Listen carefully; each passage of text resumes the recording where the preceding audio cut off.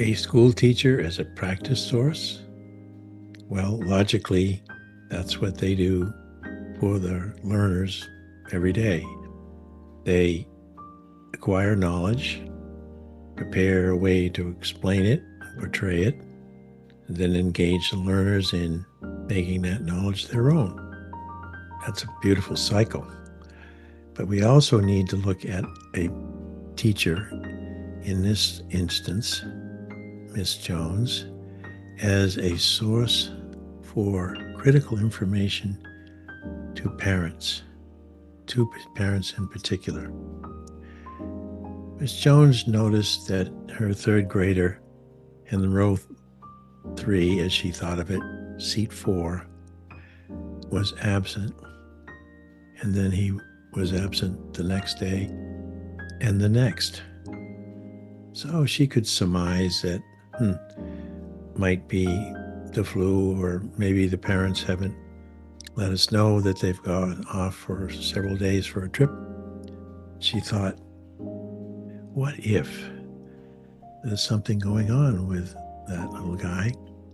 And, well, we'll see if he comes tomorrow. She looked out across the class that morning, the next morning, and there was an empty seat, 4 days in a row. So when she had a break, she went down to the principal's office and asked the secretary, do you have any messages from the parents of, and she gave the little boy's name, and the secretary said, no, not really. I haven't heard from them. Wasn't he here? No, he's been absent for 4 days in a row. At that point, she became a source in this regard. She could have kept that to herself and waited to see if he'd come on the 5th day. But by now, she was feeling alarm and concern. So she said, is the principal in? The secretary said, yes. He's busy. She said, I only need a moment. She stepped into his office and explained the situation. At that moment, he could have completed the source cycle by saying, well, thank you, let's look into this together. I'll make a call to the home. But the principal said, oh, we have this problem. There's a pattern. There are absent kids in all the grades. We're studying the pattern. The teacher left disappointed. She knew there was a rule that a teacher doesn't call home for that school. She wasn't sure why, but there was a rule. So she asked the secretary for that phone number. Secretary said, but you can't call. Teachers don't call homes, only the principal. She said, well, I just like to have the number. And at the end of her day, on her own phone, she called that number. And when the person answered, she was in tears.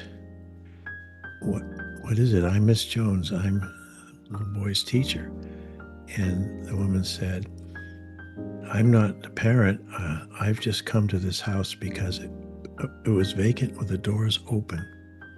And I noticed from day after day that nothing changed. The lone lights came on, the door stayed open, but there was no one there. And I loved that little guy. He always came over to our house after school and told us what he learned that day. And now there's nobody there.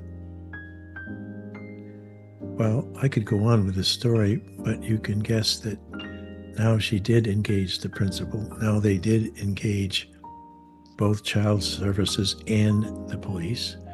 And it was learned about a week and a half later that that family was worried about being arrested, I guess, by the immigration folks because the mother was not documented. And so they fled in the dark of night.